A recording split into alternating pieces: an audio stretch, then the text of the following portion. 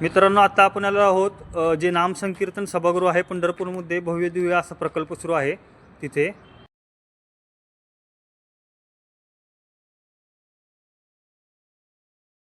मी या प्रकल्पामध्ये आपल्याला ज्या काही वापरल्या आलेल्या गोष्टी आहेत किंवा ज्या अटी होत्या, अटी शर्ती पूर्ण झालेल्या आहेत का या संदर्भात पूर्ण पद्धतीने आपण दाखवणार आहे.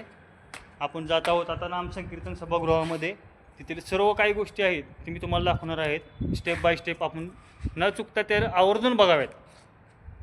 हे बघा मित्रांनो, आपण इथं बघू शकता. आपण आतमध्ये ज्या पद्धतीने बघितली की अग्निशमनची जी पाईप वापरली होती इथं कोणताही फायरचं म्हणजे धोका वगैरे भविष्यात आणत, त्यावेळेस आतली पाईप जी होती ती जवळपास फक्त 2 इंचाची होती.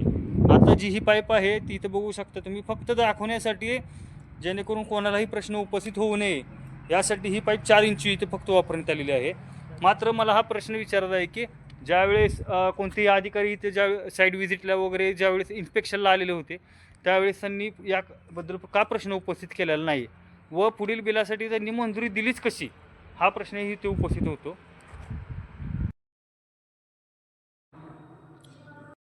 मित्रांनो नमस्कार, मी अक्षय. आत्ता आपण आलेलो आहोत पंढरपूरमधील जे मोठे नाट्यगृह चालू आहे नाम संकीर्तन सभागृह भक्ती मार्गाच्या रोडला जे आहे, अतिशय भव्य असं काम सुरू आहे. मात्र या कामाची क्वालिटी आपण बघता इथं अजून अर्धवटच काम दिसत आहे. हे बघू शकता तुम्ही पाठीमागे सर्व काही, व काम कोणत्या दर्जाचे आहे हे पण मी तुम्हाला या व्हिडिओमध्ये दाखवणार आहे स्टेप बाय स्टेप सगळं. हे बघा, काम अजून कोणतेही पूर्ण झालेलं नाही आहे व 2 टप्प्यात जवळपास 45 कोटीच्या आसपास निधी आत्तापर्यंत मिळालेला आहे व अतिरिक्त निधीची अजून मागणी केलेली आहे. मात्र आत्तापर्यंत या निधीचं केलं काय याची चौकशी आपण पूर्णपणे आता म्हणजे विस्तारितपणे या व्हिडिओमध्ये आपण बघणार आहोत. हे बघू शकता तुम्ही इथं भिंती, आपण जी भिंत दाखवत आहोत तुम्हाला ही, हे बघू शकता. अजून हे काम कुठल्याही म्हणजे पूर्णत्वावर नाही आहे, तरी पण या कामाची जी आपण म्हणतो गुणवत्ता, हे बघा.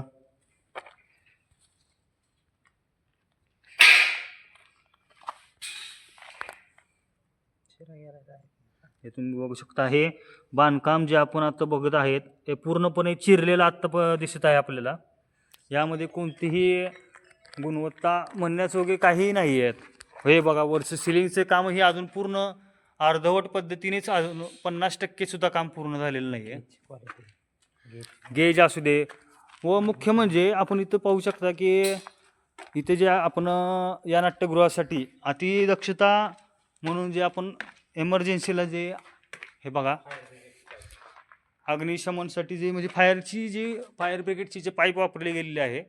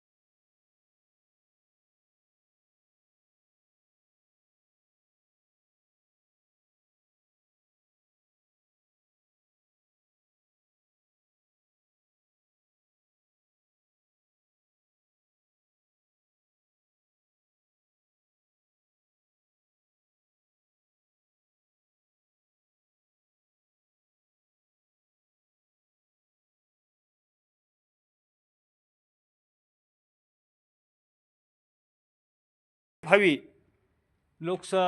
जे इथं नागरिक येणार आहेत त्यांच्या किंवा कोणताही प्रसंग झाल्यानंतर योग्य अशी कोणतीही सुरक्षितेची हमी घेतली गेलेली नाही आहे इथं.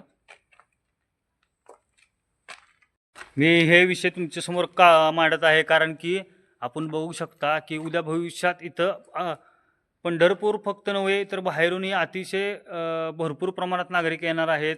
छोटे छोटे बालके यांचेही इथं कार्यक्रम होणार आहेत. मात्र इथं कोणतीही सुरक्षेची हमी घेतली गेलेली नाही आहे.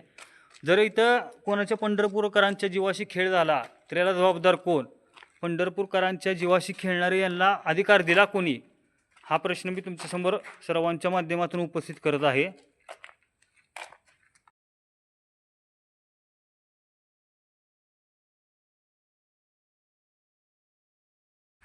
आणि जे सरकारने ज्या कंपनीला हे कॉन्ट्रॅक्ट दिलेलं आहे त्यांना या कामासंदर्भात कोणताही पूर्व अनुभव नसल्याचे आपल्याला माहितीतून आढळलेलं आहे.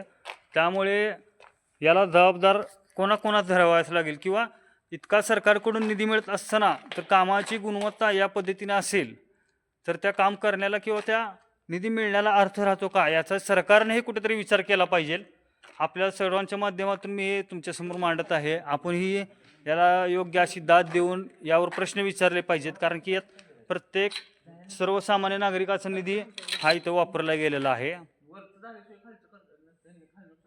हे बघू शकता मित्रांनो, आपण जे मेन प्रवेशद्वाराच्या ज्या पायऱ्या केलेल्या आहेत, या इथं पायऱ्यांमध्ये दोष असा आहे की इथं जे अंतर आहे ते जे समाधानकारक अंतर पाहिजे, किंवा चालताना कोणताही व्यक्तीचा पाय, आता इथं बघू शकता आपण, मी पाय ठेवलेला दिसत आहे, हा पाय याच्या मागे निम्मा बाहेर येतो पूर्ण, आणि इथून पायरी ह्याची निम्मी पायरी ही आतमध्ये घेण्यात आलेली आहे. कारण आत घेण्यामागचं कारणही यामागं स्पष्ट दिसत नाही आहे. बघू शकता असं चालताना, कारण इथं धोका असा होणार आहे की तुम्ही जर चालायला गेला तर पाय अडकून पडण्याची जास्त शक्यता इथं खात्रीशीर आहे. व लहान मुले वगैरे या गोष्टी तर पूर्णतः चुकीच्या पद्धतीनं पायऱ्या केलेल्या आहेत. हे बघू शकता आपण इथं प्रत्येक ठिकाणी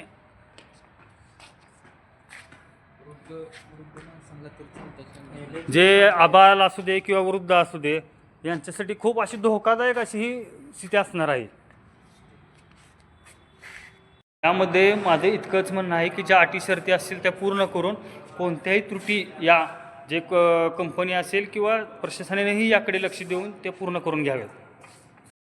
माझी मागणी एवढीच आहे की यामध्ये जे काही अटी शर्ती होत्या त्या लागू करून ज्या त्रुटी राहिलेल्या आहेत त्या भरून काढावेत, इतकंच की, आणि जेणेकरून पंढरपूरकरांचे किंवा असू दे पंढरपूरकर असू दे किंवा कोणतेही बाहेर जे नागरिक येणार आहेत या गोष्टीमध्ये कोणत्याही त्रुटी राहू नयेत. पण चालताना आता सही होणार आहे सगळ्याची, हे बघा.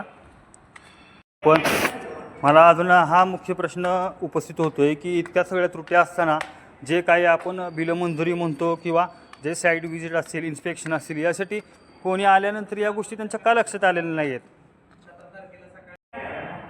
मला इतकंच म्हणायचं आहे की भविष्यात जाऊन कोणतंही नुकसान होऊन त्याची पुन्हा चौकशी होण्यापेक्षा जे काही असेल त्याची चौकशी किंवा जे काही त्रुटी असतील ते आत्ताच भरून काढाव्यात, आणि जे दोषी असतील त्यांच्यावर करत कारवाई वगैरे या प्रक्रिया पूर्ण होण्यापेक्षा भविष्यातल्या त्या आत्ताच इथे राबवल्या जाव्यात.